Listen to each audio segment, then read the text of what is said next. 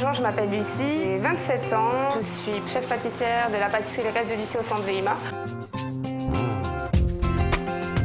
Alors en fait, moi je sors d'un milieu où dans ma famille ils sont cuistots, pas du tout pâtissiers. J'ai pas du tout suivi un cursus de pâtissier.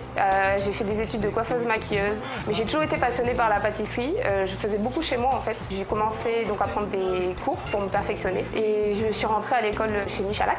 Et de là je me suis dit un jour je vais ouvrir ma pâtisserie. Parce que la pâtisserie elle évolue aussi tout le temps et que ça nous permet, on se lasse pas de ce qu'on fait parce que tous les mois c'est nouveau. Et ça nous permet de pousser aussi notre créativité.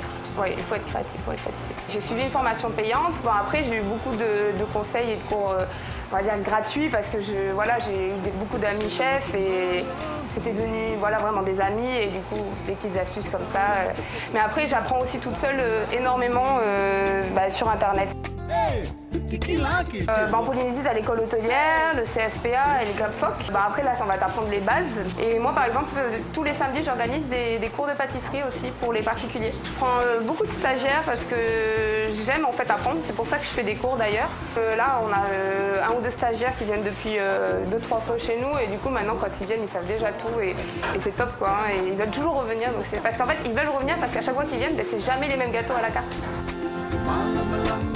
C'est vraiment une passion. Pour moi, la pâtisserie, c'est un partage. Après, la meilleure partie du métier, je dirais, c'est la création. C'est pas quand on travaille en masse et tout ça.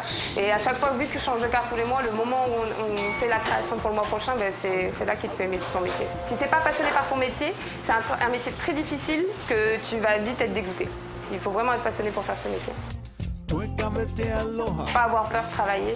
Ça fait 1 an que je bosse 15 heures par jour, 6 jours sur 7, mais je suis toujours là, je ne suis pas fatiguée. Aller s'inspirer sur Internet, c'est le plus important, Regardez ce que font les grands chefs à Paris. J'ai de la chance d'avoir un associé, Kaïva, qui gère toute la paperasse, parce que moi je pense que c'est très difficile aujourd'hui d'ouvrir un business quand tu vois les montagnes de papier qu'on te demande entre l'hygiène, la sécurité, la CCISM.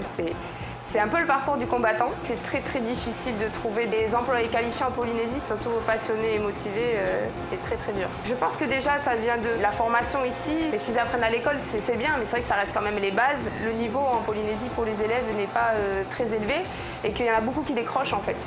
Moi je vois à chaque fois que j'ai des stagiaires, ils me disent au début de l'année ils sont 25, ils finissent l'année ils sont 10 quoi.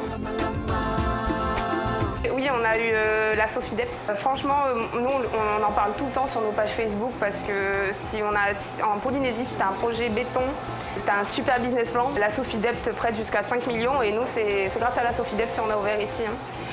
Maintenant, tu as même la DGAE aussi. En ce moment, c'est ça, si tu amènes 1,5 million avec ton business plan pareil et tout, ils vont te prêter jusqu'à 5 millions en équipement et tout ça. Et il y a même la DGAE fait aussi un concours aussi en ce moment. Ils offrent 5 millions au meilleur business plan pour le projet. Et je trouve ça bien parce que ça pousse les jeunes entrepreneurs à monter leur entreprise. Et je pense qu'en Polynésie, il y a besoin de ça aujourd'hui. Merci.